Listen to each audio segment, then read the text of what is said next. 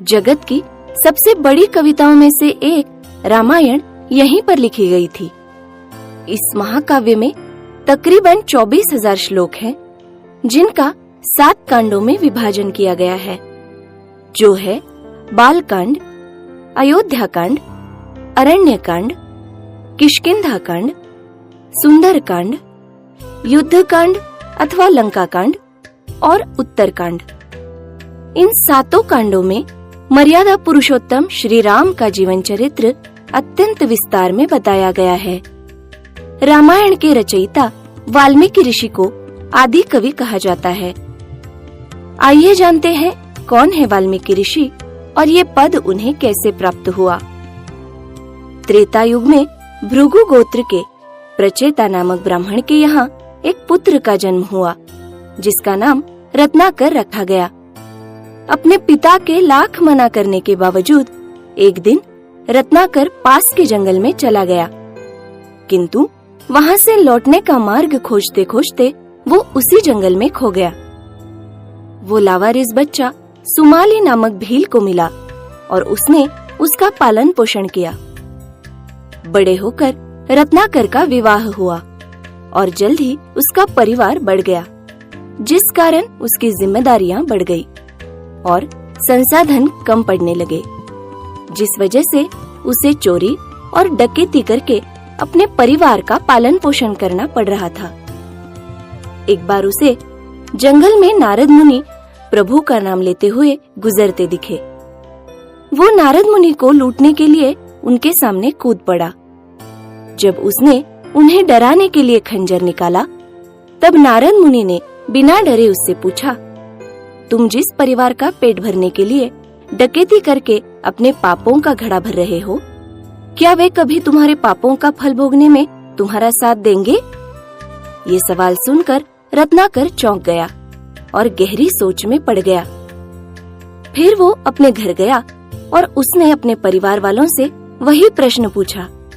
उसके परिवार वालों ने उसके पापों में सहभागी होने से मना कर दिया। तब उसे ये एहसास हुआ कि उसने बहुत बड़ी गलती की है। वो तुरंत सब कुछ छोड़कर नारद मुनि के पास जा पहुंचा। नारद मुनि ने उसे राम नाम का जाप करते हुए तपस्या करने को कहा और वो वहाँ से चले गए। देखते ही देखते कुछ वर्ष बीत गए और नारद मुनि उसी स्थान पर रत्नाकर से मिलने लौटे, लेकिन उन्हें रत्नाकर कहीं मिला ही नहीं। तब उन्हें पास के वल्मीक के अंदर से मरा मरा का जाप सुनाई दिया। उन्होंने उस वल्मीक के पास जाकर रत्नाकर को आवाज लगाई। रत्नाकर उस वल्मीक से ब्राह्मण अवतार में बाहर आए और इसीलिए उन्हें ऋषि वाल्मीकि यानी जो वल्मीक से निकला हो इस नाम से जाना जाता है। एक बार ऋषि वाल्मीकि संध्या काल के स्नान के लिए अपने शिष्य भारद्वाज के साथ तमसा नदी किनारे पहुँचे। नदी किनारे पहुँचते ही उन्होंने एक सुंदर दृश्य देखा, जिसमें 2 क्रौंच पक्षी प्रेम में मग्न खेल रहे थे।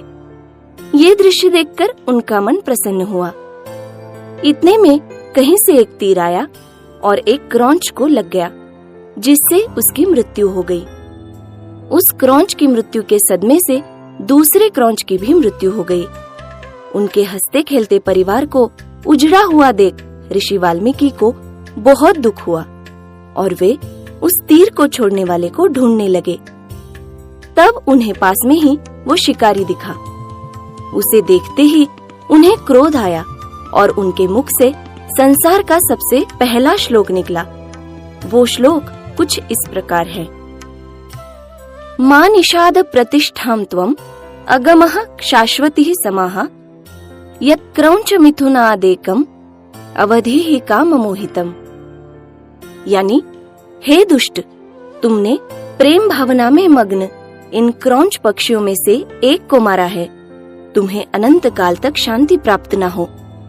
ये श्लोक अनुष्टुप छंद में रचा गया है और इसी घटना से प्रेरित होकर उन्होंने रामायण के प्रत्येक कांड में वियोग यानी जुदाई को दर्शाते हुए उससे होने वाले